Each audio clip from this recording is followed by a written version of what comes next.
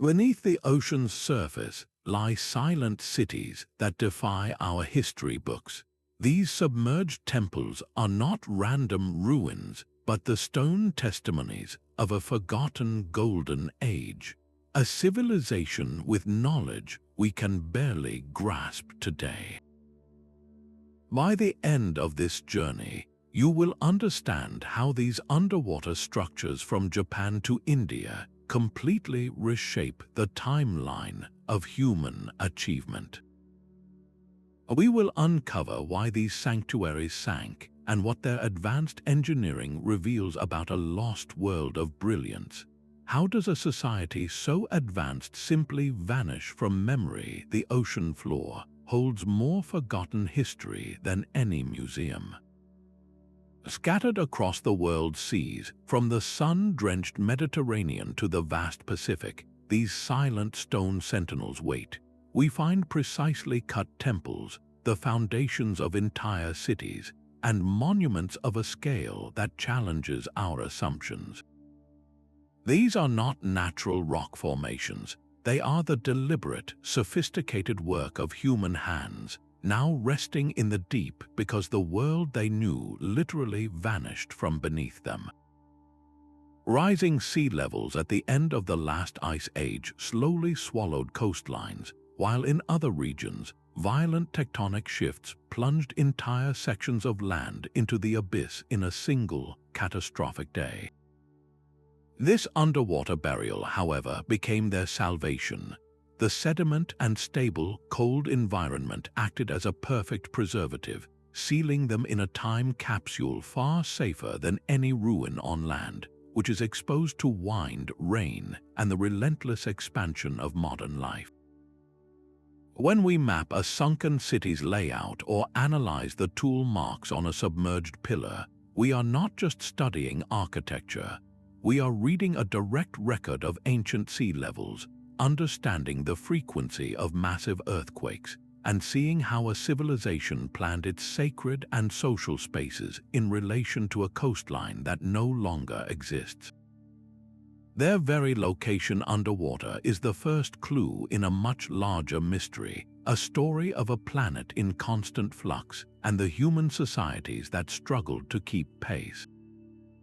To truly hear their story, we must learn the language in which they are written, the language of stone and sediment. Unlocking these drowned cities demands tools as advanced as the minds that built them. We have moved far beyond simple diving bells and sketchpads. Today, marine archaeologists work hand in hand with geologists and oceanographers, using a symphony of technology to see through the deep blue veil. Side-scan sonar systems paint the seafloor with sound waves, revealing the ghostly outlines of foundations and streets. In India's Gulf of Cambay, this very technology mapped a sprawling, complex urban grid, a sunken metropolis whose precise geometry points to a highly organized and sophisticated society. But sonar only gives us the blueprint. To truly walk these silent streets, scientists deploy remotely operated vehicles, robotic eyes that can hover for hours, capturing every detail. Their footage is then stitched together using 3D photogrammetry, creating stunningly accurate digital models we can explore from the safety of a laboratory. This virtual preservation is vital because physically touching these ruins can damage them or disturb the delicate ecosystems that have grown upon them. Dating these structures is another puzzle solved by this interdisciplinary approach. It is not just about finding a piece of wood for carbon dating. Geologists analyze the layers of sediment that have buried a temple pillar, reading them like tree rings to understand the passage of millennia. Marine biologists measure the growth of coral colonies on a submerged wall, as coral can only grow after the stone is already underwater, providing a reliable clock for the sinking event. These methods consistently deliver startling results, pushing the timeline of complex human society further and further back, challenging the very foundations of our history books. And then there are the moments of pure discovery when a diver's gloved hand, moving with painstaking care, retrieves a pottery shard or cleans silt from an ancient inscription, revealing a message untouched for over 10,000 years. This technological prowess is not just for show, it is our only guarantee of accuracy, preventing us from misdating a site by thousands of years or misidentifying a natural formation as a human creation. One particular discovery lying off the coast of Japan has become a focal point for this entire mystery, capturing the world's imagination like no other. Off the coast of Japan's Yonaguni Island, a colossal shape emerges from the deep blue. This is the Yonaguni Monument, a sprawling, terraced structure that looks like a sunken pyramid or a grand ceremonial stage. Its sheer faces drop down to the seafloor, and its surfaces are marked with what can only be described as steps, wide platforms, and straight channels that run with an unnerving geometric precision. You can swim along what appears to be a processional pathway, tracing the edges of right angles that seem too perfect, too repetitive, to be the random work of nature. The central debate is fierce and unresolved. Many geologists point to the powerful currents and natural sandstone fracturing, arguing that the sea is a master sculptor capable of creating such forms. Yet other researchers, including marine archaeologists, counter that the monument's features show a clear, intelligent design. They point to twin pillars that seem placed for structural support, symmetrical star-shaped carvings, and what looks like a carved human face gazing out from the stone. If these are indeed the marks of tools and not just water, then the implications are staggering. It would mean a sophisticated, seafaring culture was capable of monumental architecture in this region over 10,000 years ago, a timeline that predates the conventional start of Japanese civilization by millennia. This idea finds a strange echo in local legends, which whisper of a vast continent called Mu that sank beneath the waves in a forgotten age.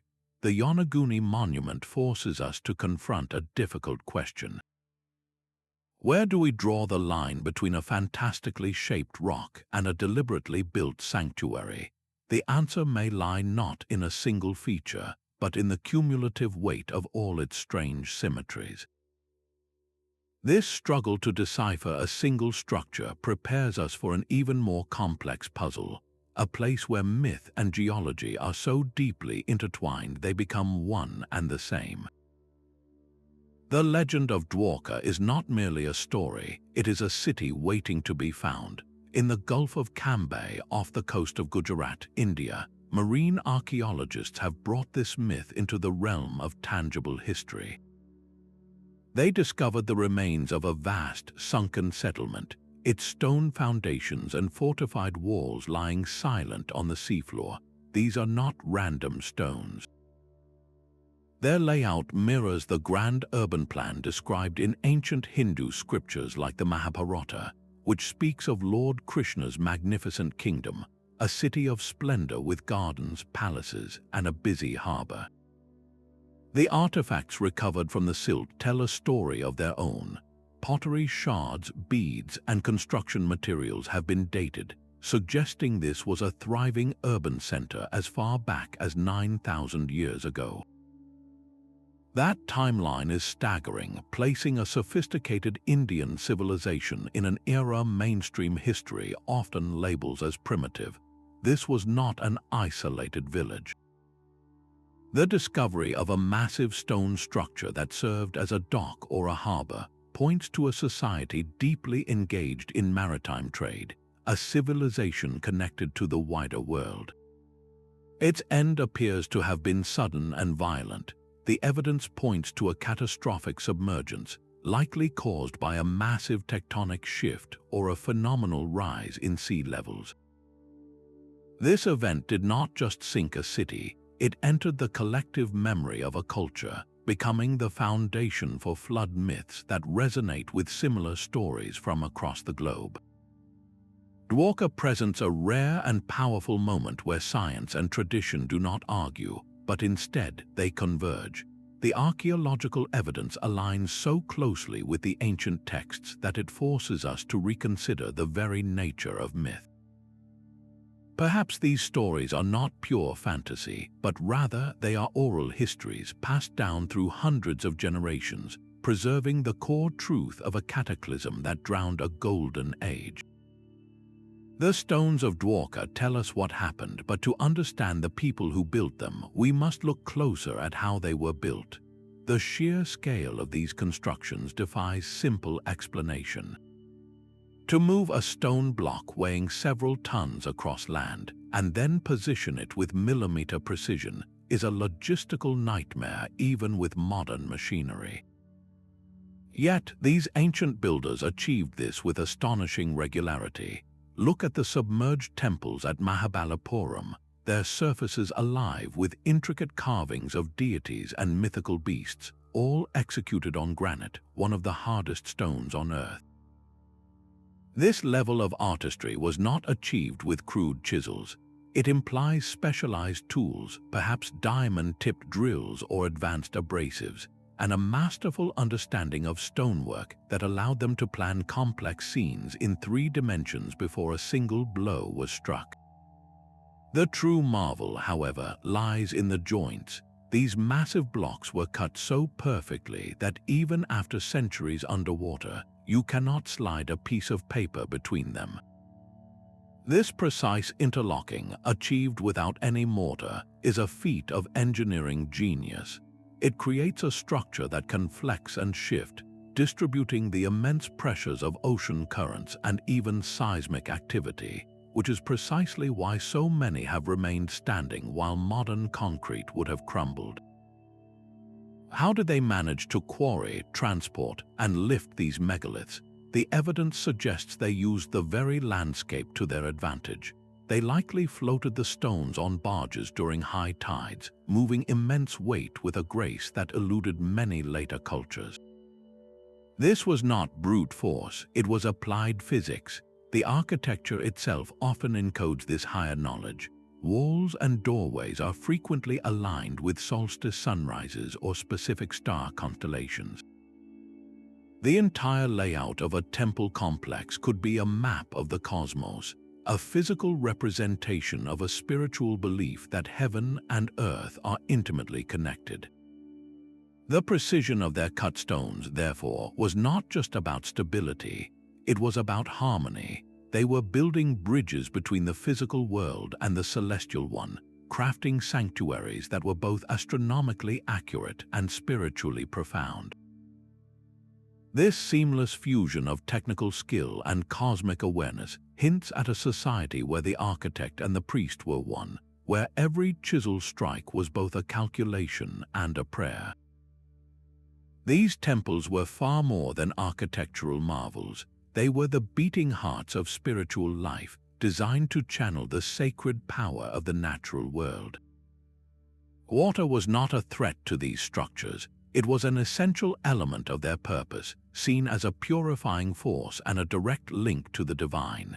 Their placement at the meeting point of land and sea was a deliberate choice, creating a physical and symbolic bridge between the human world and the realm of the gods. When a pilgrim approached such a temple, their journey was a spiritual progression, moving from the solid, known earth across a threshold of water toward a sanctuary that touched the infinite ocean and the sky. Inside, we find the echoes of their devotion, ritual vessels for offerings, statues of deities worn smooth by countless touches, and raised platforms that once served as stages for elaborate ceremonies all point to a vibrant communal faith. The submergence of these holy sites would have been a trauma beyond comprehension. For the survivors, it could only be interpreted as an act of the gods themselves, a divine reclamation of a sacred space. This cataclysm did not erase their memory. Instead, it transformed these places into legend, seeding stories across countless cultures of sunken paradises and lost utopias, a golden age washed clean by the sea. This spiritual dimension reveals that their golden age was not solely defined by technical skill, but by a deep philosophical understanding of humanity's place in the cosmos. Their greatest achievement may have been this harmony between their built environment and their spiritual beliefs. Such a refined world did not end quietly. It was likely erased by forces of unimaginable power.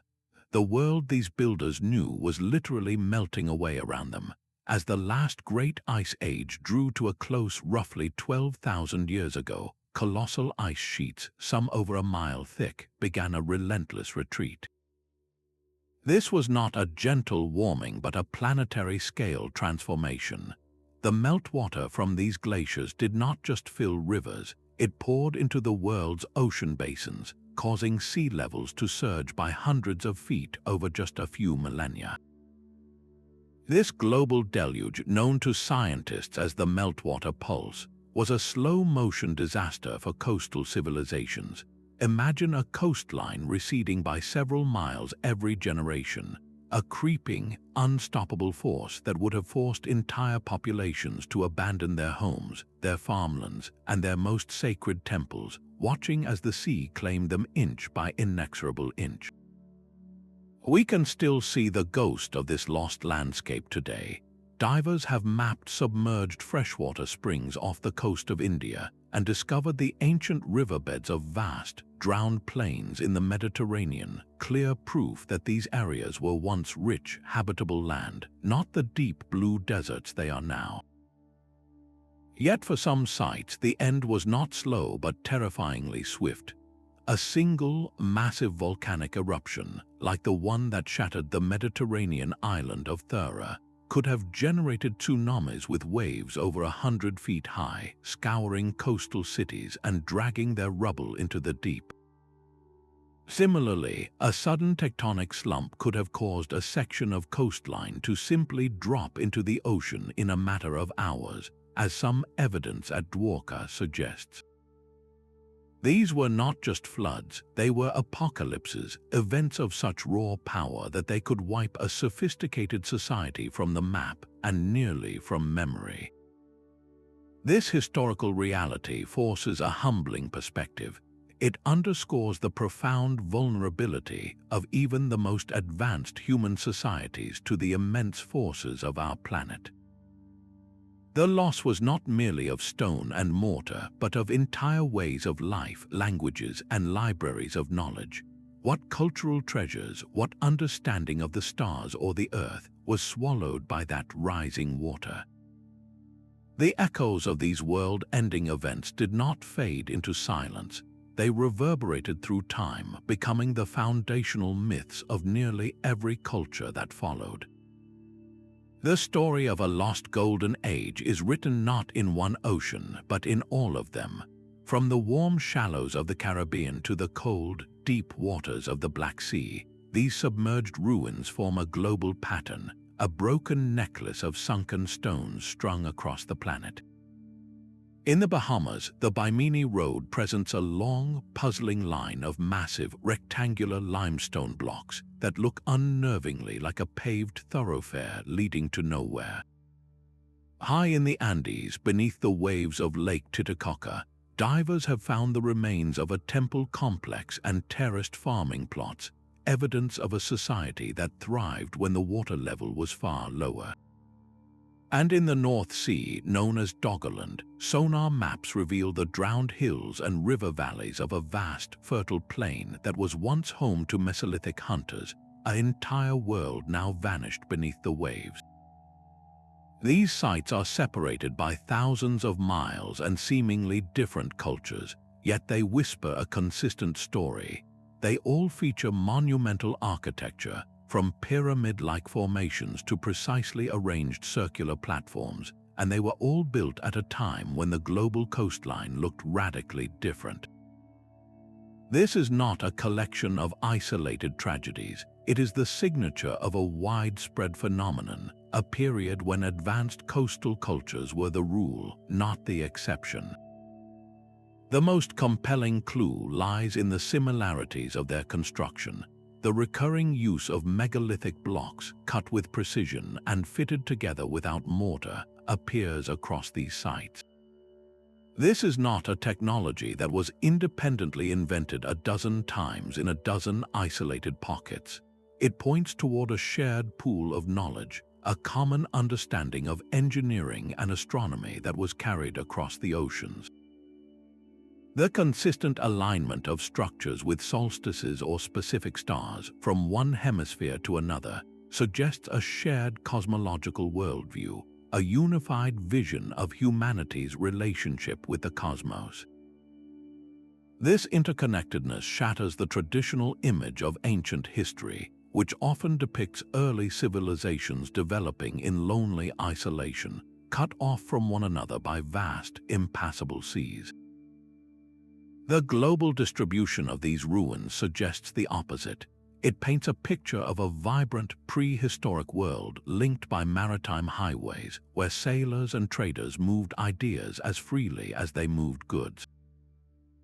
They formed a network, a web of communication that connected the Americas with Eurasia and the Pacific Islands, creating a tapestry of global interaction long before the pyramids of Giza were even conceived. How could such a vast, interconnected world have been so completely erased from our history books? The answer may lie not in the stones at the bottom of the sea, but in the stories that have been passed down from generation to generation around the fire.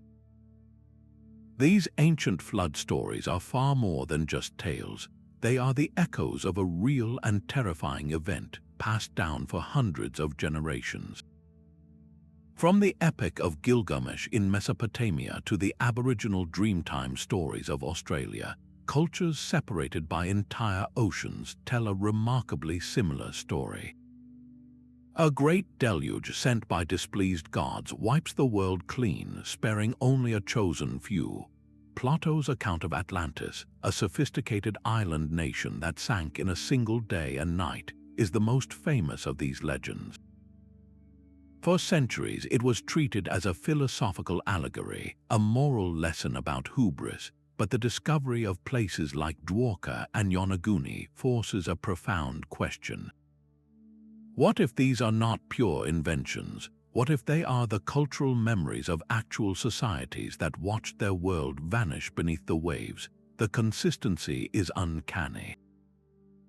The theme of a lost golden age, a time of peace and advanced knowledge, appears again and again. This was not a primitive struggle for survival, but often described as an era of harmony, abruptly ended by a cataclysm. The cause in the myths is frequently linked to human folly, a moral failure that invited divine punishment.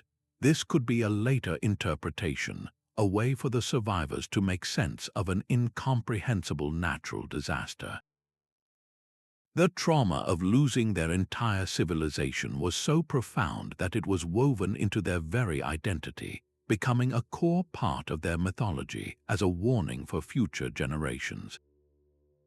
These stories became cultural reservoirs, preserving not just the fear of the event, but also fragments of the wisdom that was lost.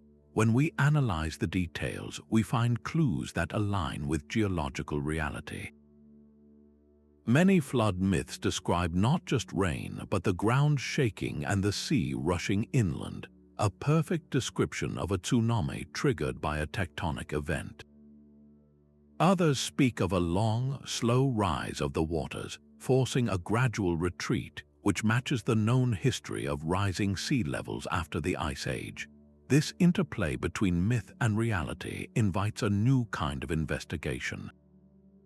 We can no longer dismiss these legends as mere folklore. Instead, we can use them as a guide, a map pointing toward potential archaeological sites. The scientific dating of the submerged ruins then provides the hard evidence. When carbon dating of wood from a sunken city's foundation returns an age of 9,000 years, it gives a tangible date to the flood that was once only a story. This convergence is what makes the study of these underwater worlds so revolutionary. It suggests that our oldest stories are not fantasy, but a form of history, written not on clay tablets, but in the memory of humanity itself.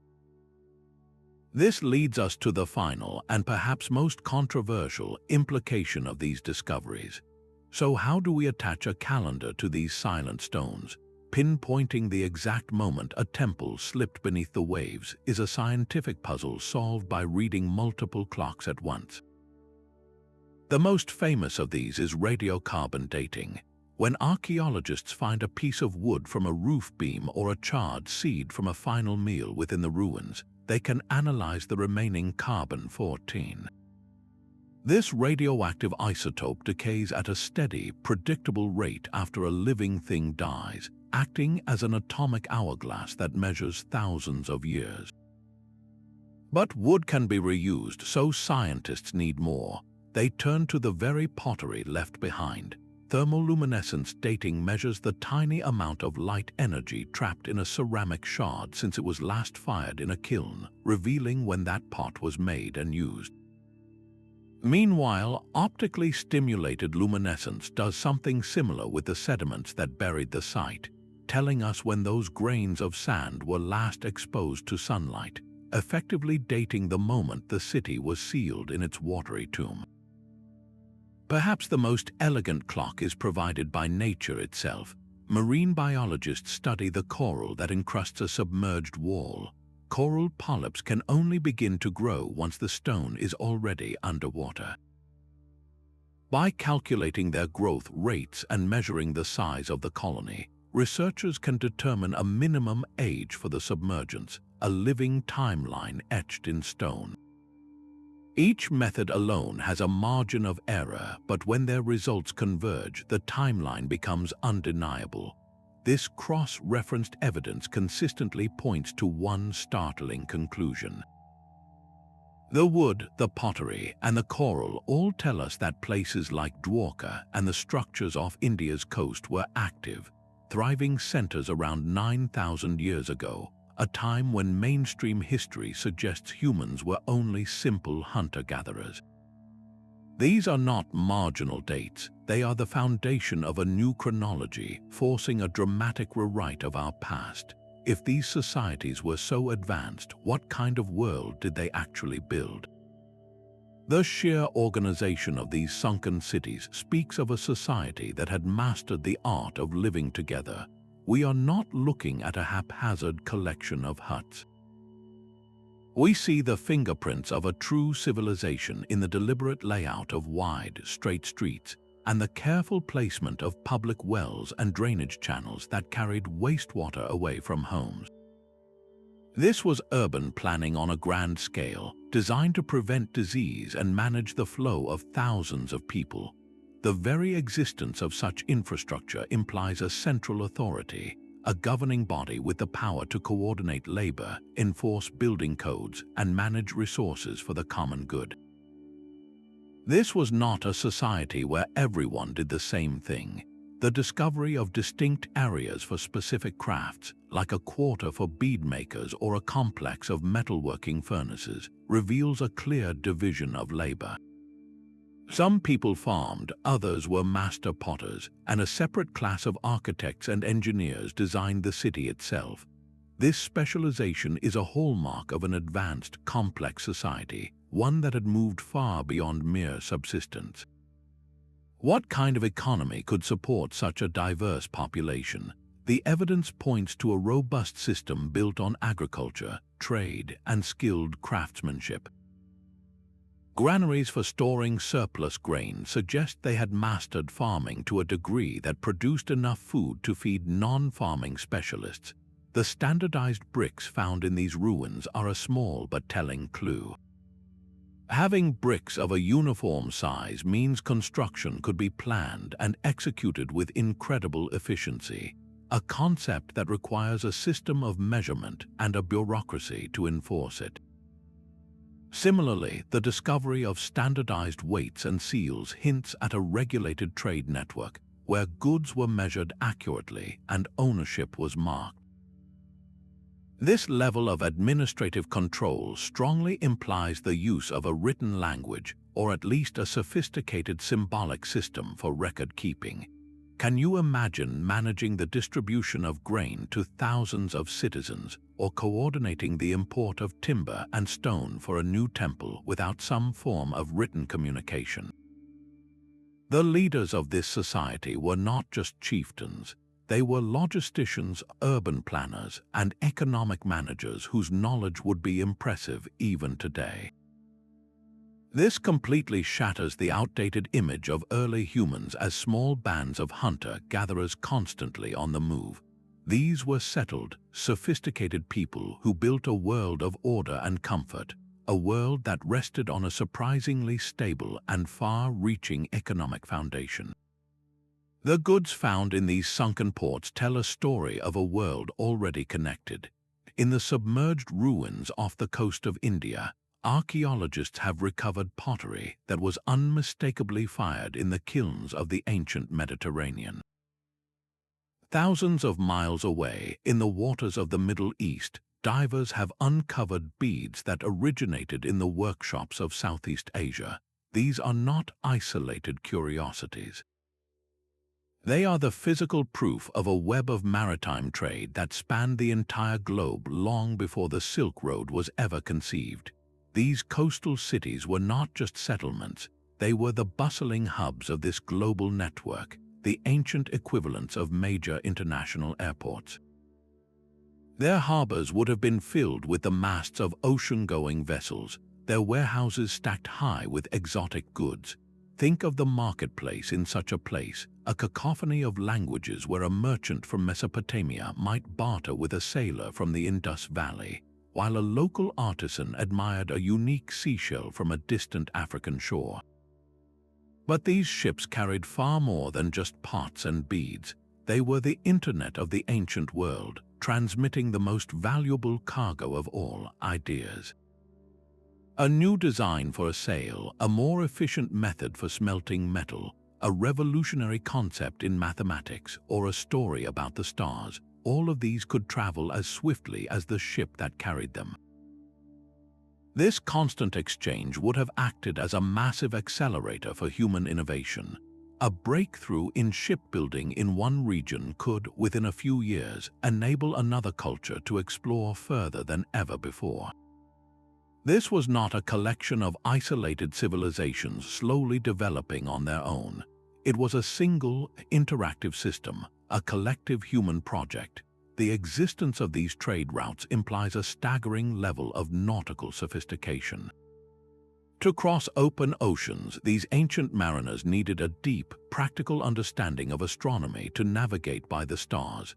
They had to read the subtle signs of the sea, the patterns of swells, the shifts in wind, and the color of the water, knowledge passed down through generations of sailors.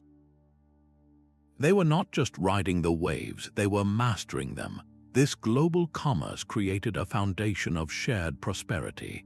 Regions could specialize in what they did best, whether it was producing fine textiles, mining precious metals, or cultivating rare spices, and then trade their surplus with partners across the sea. This interdependence meant that the prosperity of a city in Greece could be linked to the harvest of a grain field in India. The entire system was a delicate web of mutual benefit. This is what makes their collapse so catastrophic. When the sea levels rose or a tectonic event plunged a major port into the abyss, it did not just destroy one city. It shattered the entire network. A vital link in the chain was suddenly gone, severing trade routes, isolating cultures, and causing economic collapse that would have rippled across the world.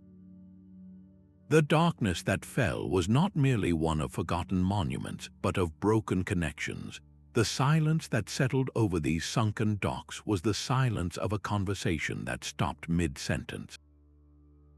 And in the stillness of the deep, we find the echoes of that conversation not just in traded goods, but in the art they left behind. The carvings on these sunken walls are a language of their own, a silent symphony of symbols waiting to be read. Far from simple decoration, this art offers an unspoiled window into the minds of its creators, protected for millennia by the very water that buried it. On a single pillar, you might find the serene face of a goddess beside a detailed scene of farmers harvesting grain, all rendered with a fluid, confident line that speaks of a long-established and sophisticated artistic tradition. This was not the work of amateurs, it was the output of master artisans who had honed their craft over generations. They worked with a symbolic vocabulary that seems to have been shared across vast distances. The spiral, perhaps representing the cycle of life or the cosmos, appears carved into temples in the Mediterranean and on stones in the Pacific. The lotus flower, a near-universal symbol of purity and spiritual emergence, is found in countless forms. And celestial bodies, like the sun and specific star clusters, are meticulously incorporated into the designs. This recurrence is a powerful clue. It suggests that these widely separated cultures were not just trading goods, but were connected by a common thread of spiritual or philosophical ideas, a shared understanding of the universe that found expression in their art. The materials they chose tell a story of value and meaning. A statue might be carved from a rare, imported stone, or a ceremonial mask inlaid with precious metals from a distant land. This was a clear demonstration of status and wealth, yes, but it also reveals a deep appreciation for beauty and a desire to use the finest, most enduring materials for their most sacred expressions. Every choice was intentional. These artistic endeavors served a profound purpose. They were a form of mass communication in a world before widespread literacy, illustrating complex myths and moral lessons for all to see. They were designed to inspire awe, to draw the viewer's mind from the mundane world toward the divine. A pilgrim walking through a temple gateway surrounded by such powerful imagery was being guided on a spiritual journey. The incredible preservation of these works is our great fortune. On land, wind, rain, and human hands would have worn these delicate carvings to smooth, unrecognizable shapes. But the stable, sediment-rich waters acted as a perfect museum, sealing the art in a state of suspended animation. The vibrancy of this artistic legacy forces us to reconsider the past. It was not a grim struggle for survival, but a time of immense cultural richness where humanity had the security and the inclination to pursue beauty for its own sake, and to weave that beauty into the very fabric of their spiritual lives. This refined sensibility extended beyond the walls of their temples and into the heavens themselves, where the stars dictated the alignment of their most sacred spaces. The stones themselves are a celestial map.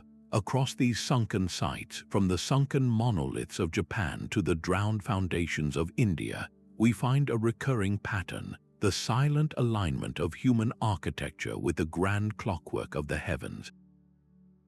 These ancient builders oriented their temples and plazas with breathtaking precision, catching the first rays of the solstice sun or framing a specific cluster of stars on the equinox.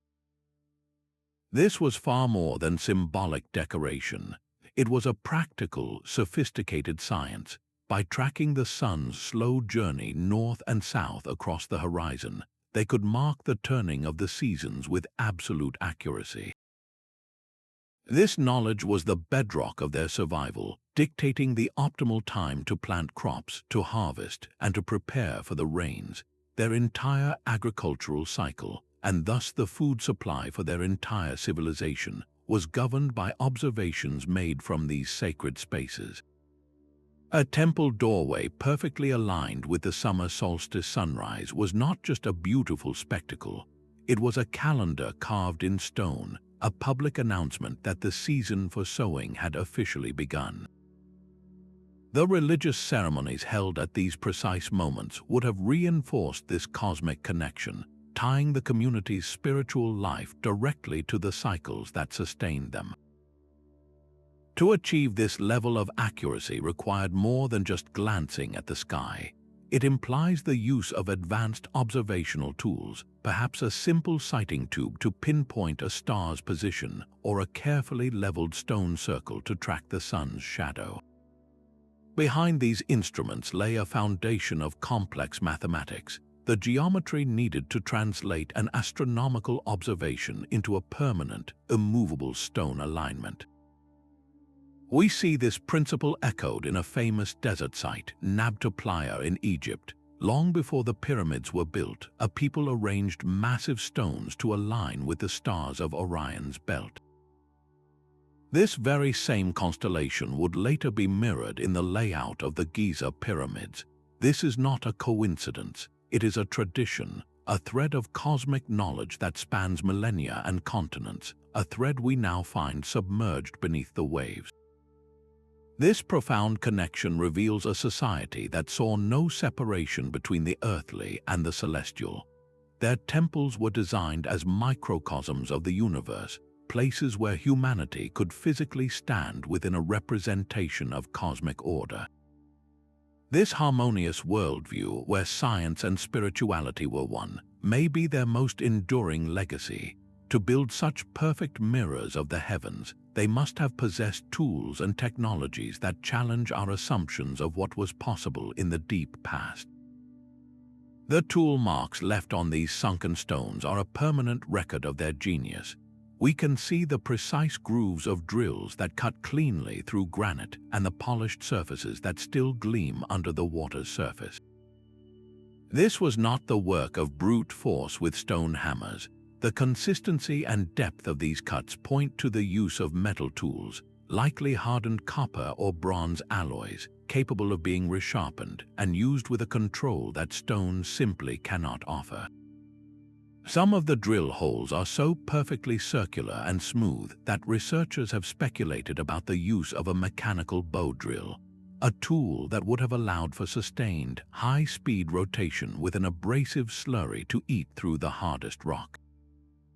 This is not primitive technology. It is evidence of a society that had already entered its own metal age, developing specialized tools for specific tasks, from rough quarrying to the most delicate ornamental carving.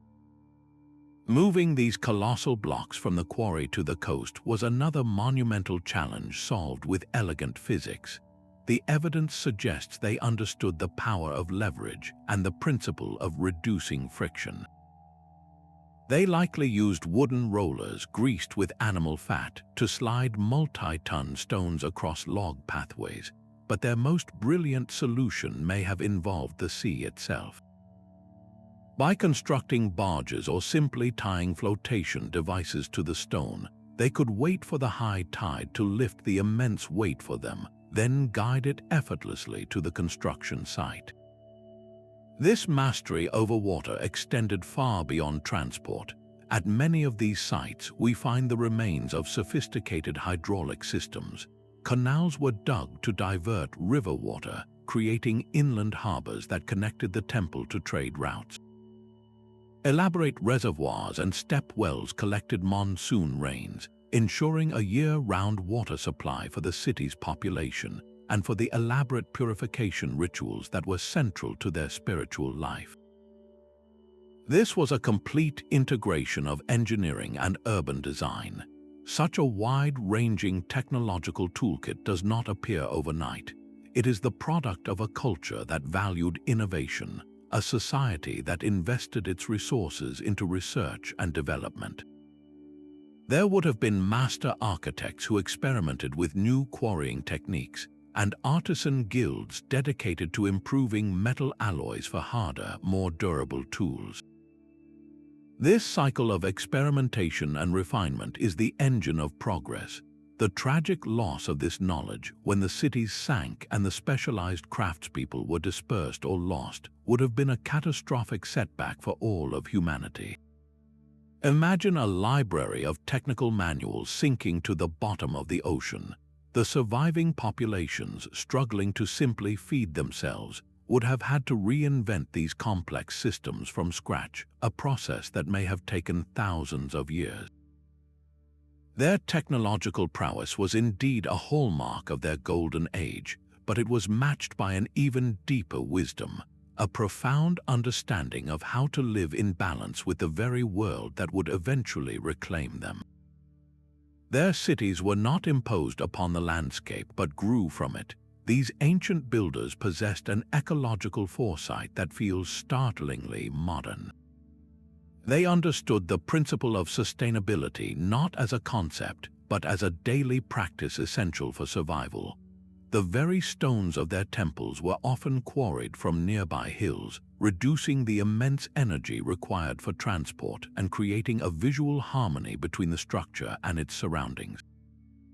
Their designs worked with the natural topography, not against it.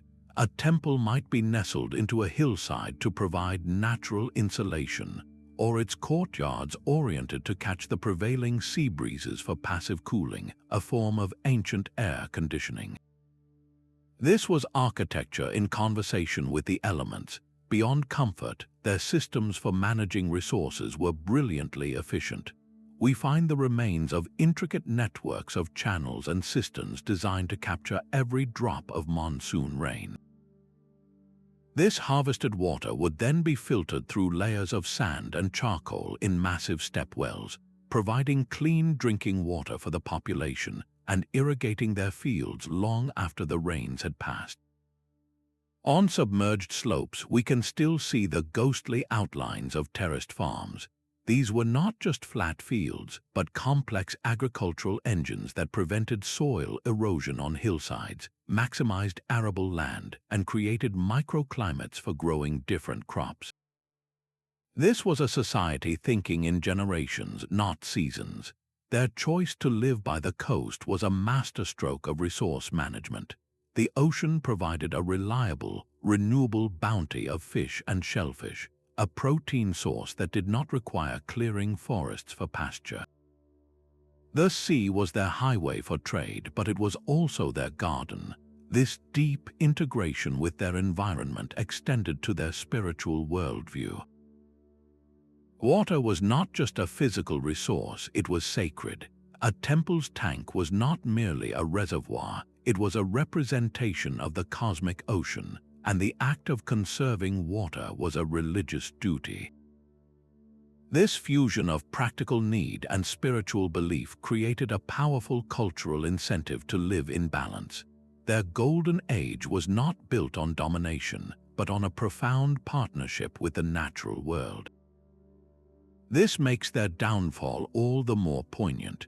They were not defeated by a failure of their principles, but by planetary forces far beyond their control.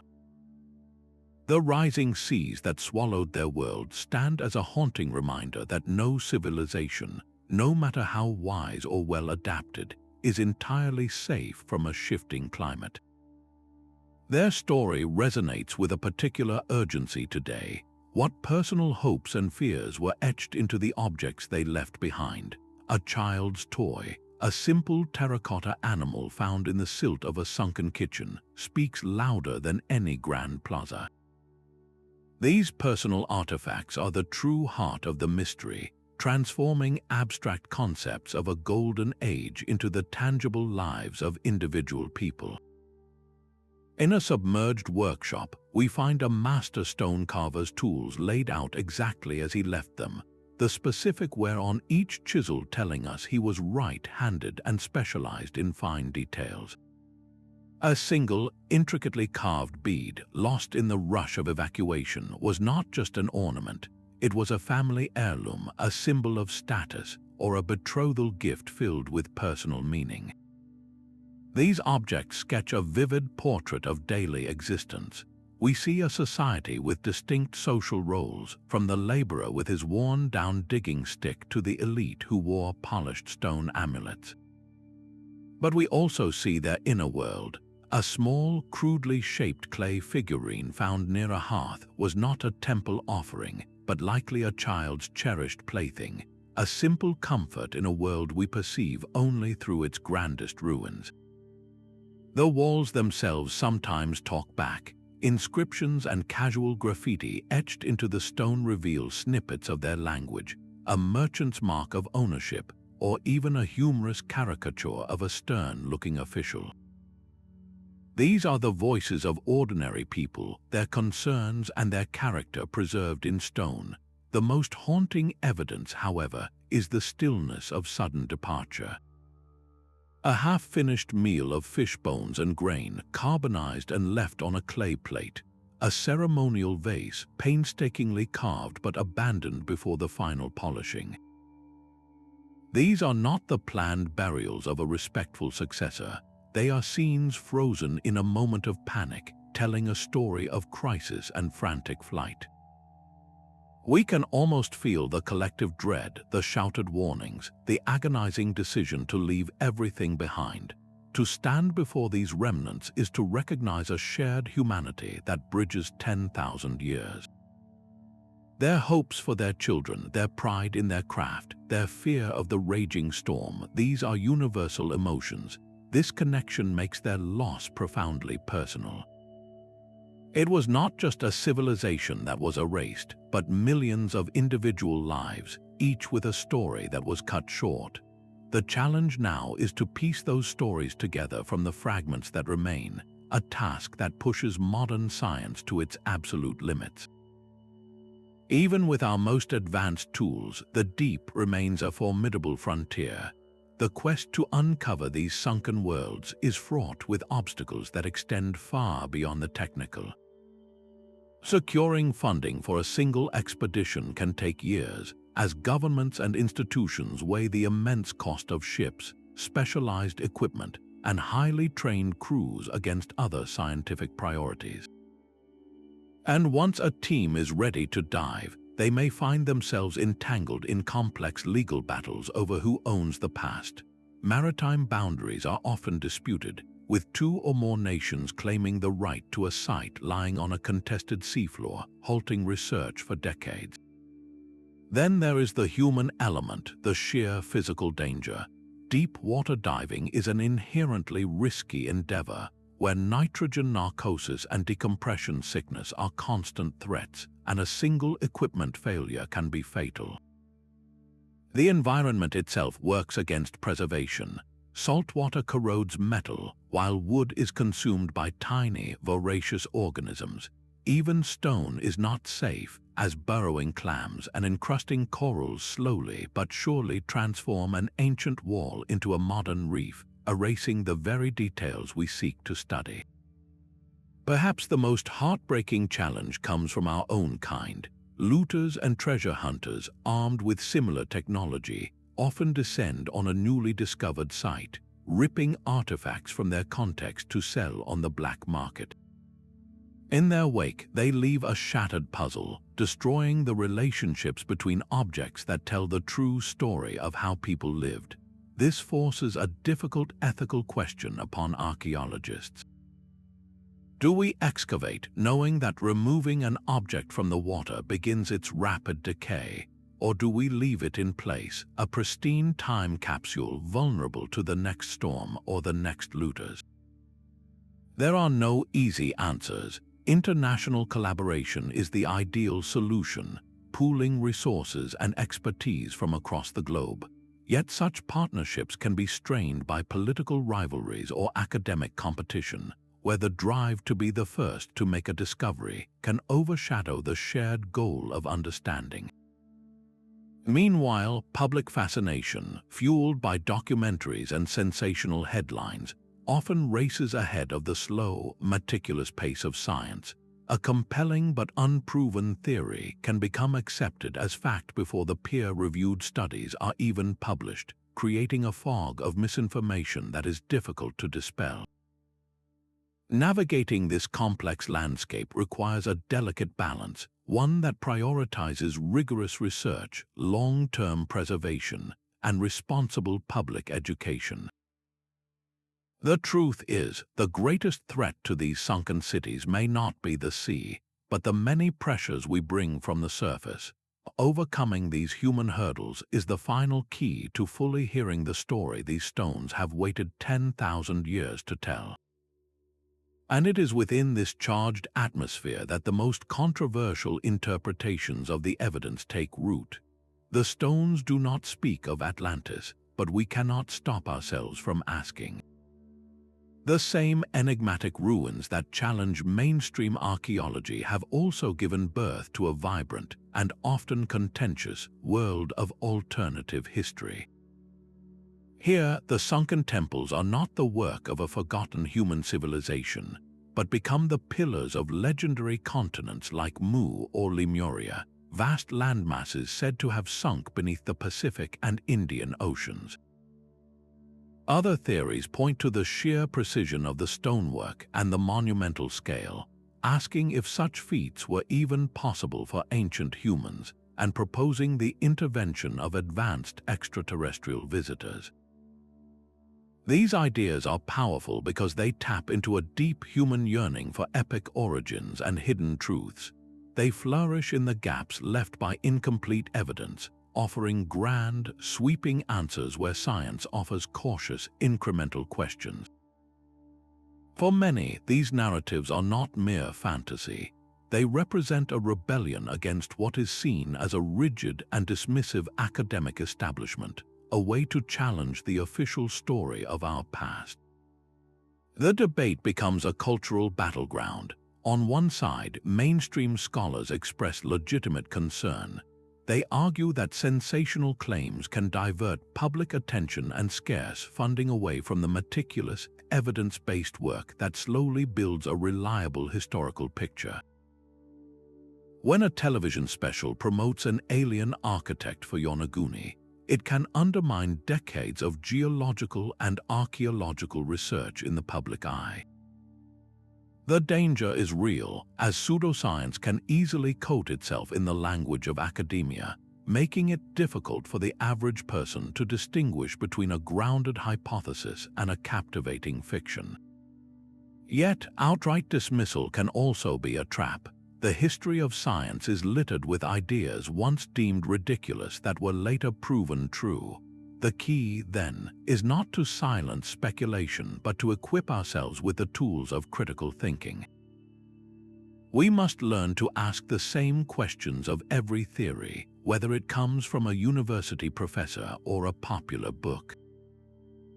What is the actual evidence? Does the theory rely on a single anomaly while ignoring a mountain of contradictory data? Can it be tested, or is it structured in a way that is immune to falsification?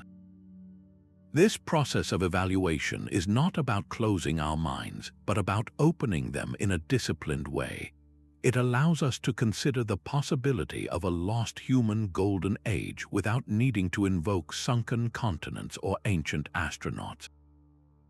The true mystery of these sites is profound enough. They reveal a human past far more complex, interconnected, and technologically adept than we ever supposed. This reevaluation is not a minor academic adjustment.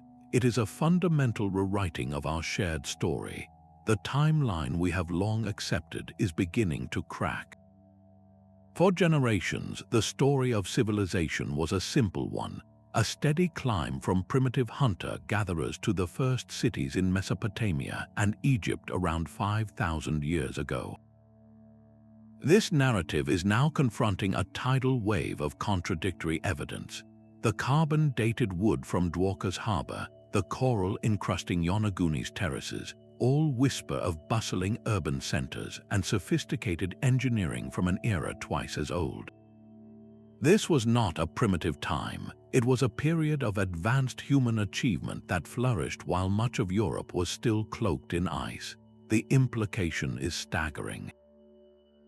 Civilization is not a single, linear march forward. It is more like a symphony with multiple movements where entire verses have been lost to silence. Our own modern age may not be the first peak of human ingenuity, but merely the latest. This concept of a cycle of rise and catastrophic fall completely rewrites our understanding of human potential. What if dark ages have happened before, each one erasing the accumulated knowledge of a prior golden age? The people who built those submerged temples possessed a mastery of astronomy, engineering, and urban planning that would not be matched for thousands of years. Their disappearance was so complete that we only rediscovered their world by accident, with technology they could never have imagined. This forces a profound sense of humility. It suggests that progress is not guaranteed, and that the foundations of our own society are far more fragile than we like to believe. Our cities, our networks, our stored knowledge, all are vulnerable to the same planetary forces that once reshaped the world. The stones at the bottom of the sea are a silent warning. They tell us that civilizations can be great and that they can be forgotten. As we face our own modern challenges, from climate change to resource scarcity, the choices of those ancient builders suddenly feel very close, their legacy offering urgent lessons for our own time. Their silent stones hold a profound warning for our own bustling world. The first lesson is written in the very longevity of their construction. These builders invested immense effort in structures meant to last for millennia, and indeed they have. This stands in stark contrast to our modern culture of disposability, where buildings are often designed with a lifespan of mere decades. Their philosophy was one of deep foresight, an understanding that true value is measured across generations, not just quarterly reports. They built for a future they would never see, a testament to a society that valued permanence and resilience over short-term convenience. This principle of quality over speed is a powerful antidote to the fragility of our own infrastructure. Their collapse, however, teaches an equally vital lesson in humility. These were not primitive people overwhelmed by a changing climate. They were an advanced civilization brought low by planetary forces. Their story proves that no amount of technological sophistication can make a society immune to the raw power of the Earth's systems. For us, this underscores the non-negotiable need for preparedness and intelligent adaptation. We are now the ones facing a shifting climate, and their fate is a clear demonstration that ignoring environmental reality is a recipe for catastrophe. The parallels are haunting. They watched their coastlines vanish, we watch ours. They faced unpredictable weather, so do we. Their experience transforms climate change from an abstract debate into a deeply human story with a known and tragic ending. Beyond mere survival, their society thrived on a foundation we often neglect: the binding power of culture. The incredible artistry on their temple walls was not a luxury. It was the glue that held their community together. Shared myths, communal rituals, and a collective sense of the sacred gave people a common identity and a purpose that transcended their individual lives. In an age of digital isolation and fragmented communities, their example reminds us that social cohesion is not a passive occurrence. It must be actively cultivated through shared stories, public art, and spaces that inspire collective awe. A society rich in culture is a resilient one, capable of weathering hardships with a united spirit. Perhaps the most chilling lesson is the silence that followed their demise. The advanced technologies of quarrying, astronomy, and seafaring that they mastered were utterly lost, forcing humanity to rediscover them thousands of years later. This is a terrifying demonstration of the fragility of knowledge. Our own civilization is built upon a digital archive, a library of Alexandria stored on servers that are vulnerable to cyber attacks, solar flares, or simple neglect. Their loss is a stark reminder that knowledge is not self-perpetuating. It requires active, diligent preservation and a commitment to passing it on to the next generation, free from the distortions of dogma or the erosion of time. By studying their successes and their ultimate failure, we are not just uncovering the past, we are reading a manual for the future. We can choose to build with quality, to live in balance with our planet, to nurture our cultural bonds, and to fiercely protect our collective wisdom. Their forgotten golden age becomes not just a mystery to be solved, but a compass for building a world that can endure. The next great discoveries in this field promise to refine that compass even further. The ocean floor is a library we have only just learned to read. The next wave of discovery will be led by artificial intelligence, sifting through endless terabytes of sonar data to spot the subtle, geometric patterns of human construction that even a trained eye might miss. These intelligent systems will guide fleets of autonomous underwater vehicles, silent robotic explorers that can map vast stretches of the abyss with a precision once thought impossible.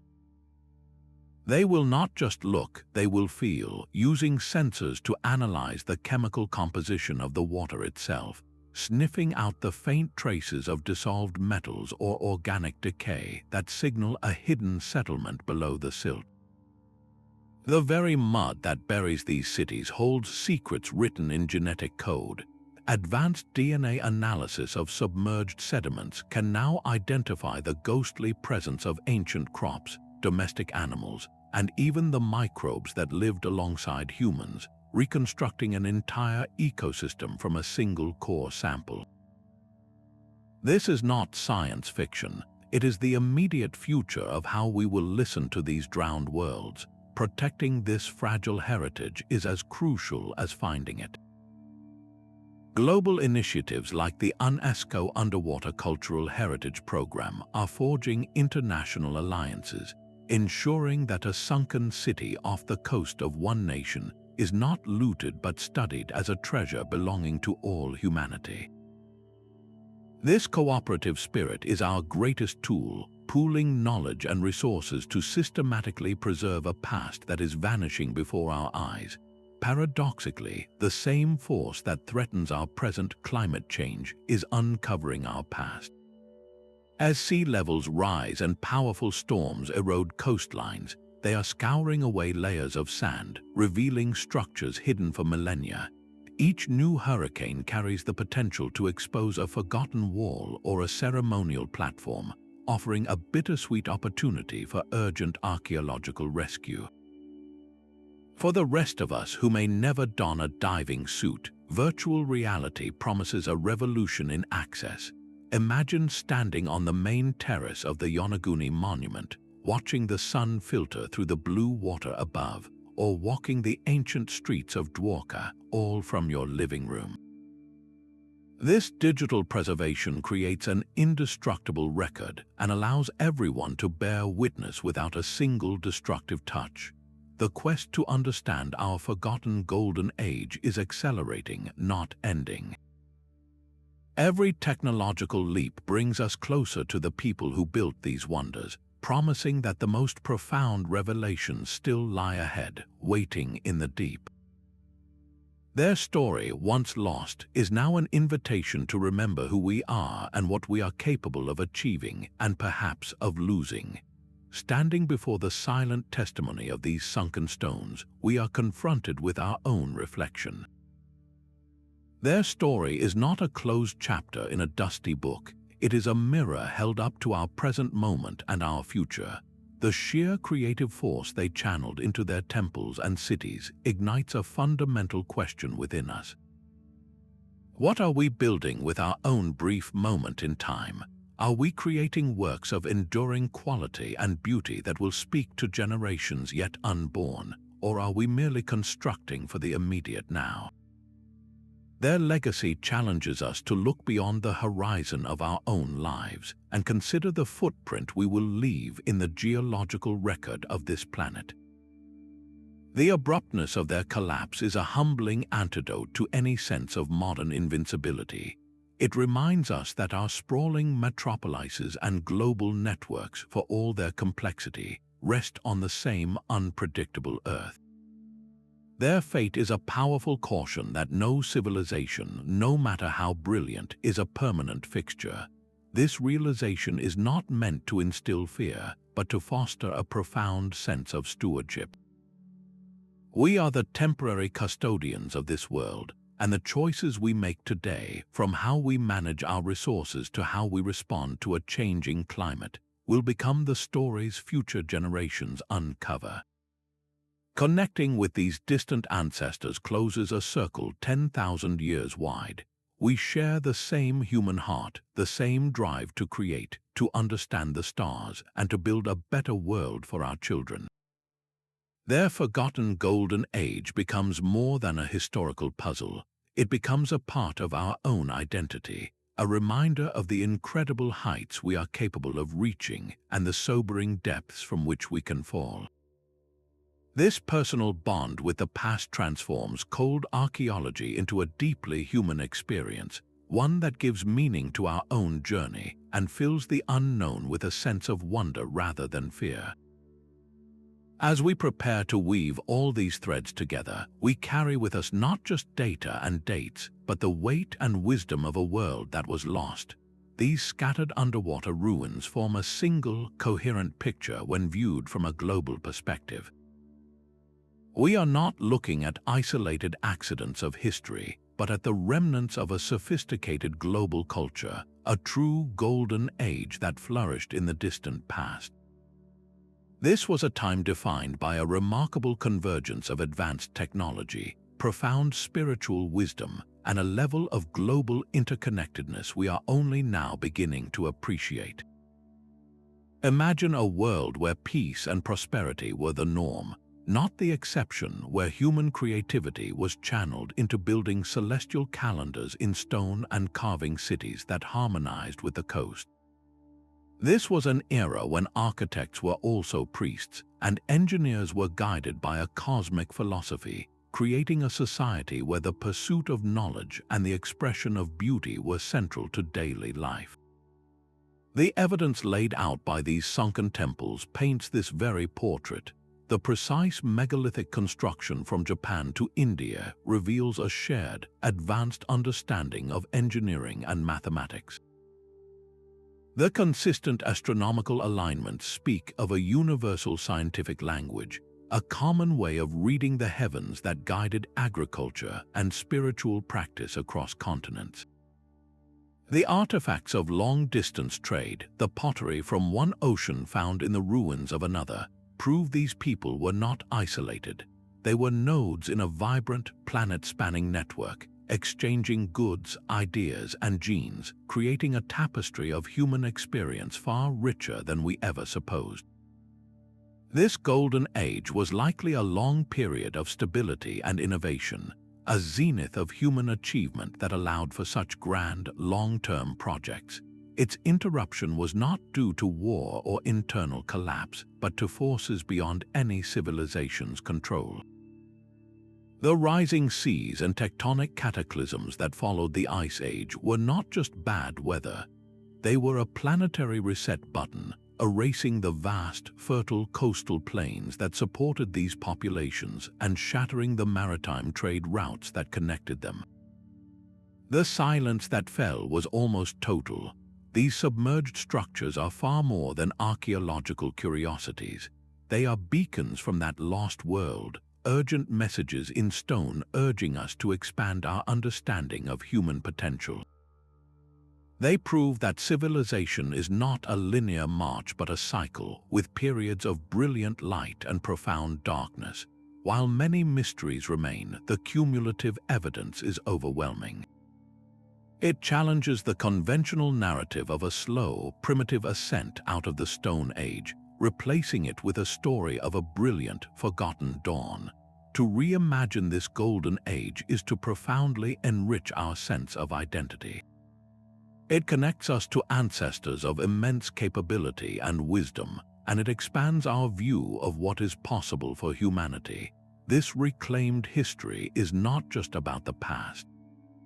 It is a lens through which we can view our own future, a reminder of the heights we can reach and the fragility of all we build. The stones have given up their secrets, and we are left with a profound new inheritance. These submerged temples are far more than silent ruins. They are echoes of a forgotten golden age, a testament to a time when human brilliance achieved a harmony we are only now relearning. Our journey has taken us from the architectural genius of their megaliths to the spiritual depth of their cosmic alignments. revealing a society that wove technology, art, and faith into a single, magnificent tapestry.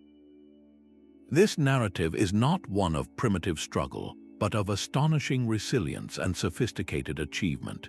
It is a story that calls us to fundamentally rethink our past, to question the timelines we were taught, and to see the vast, untold chapters of human history that still lie waiting beneath the waves.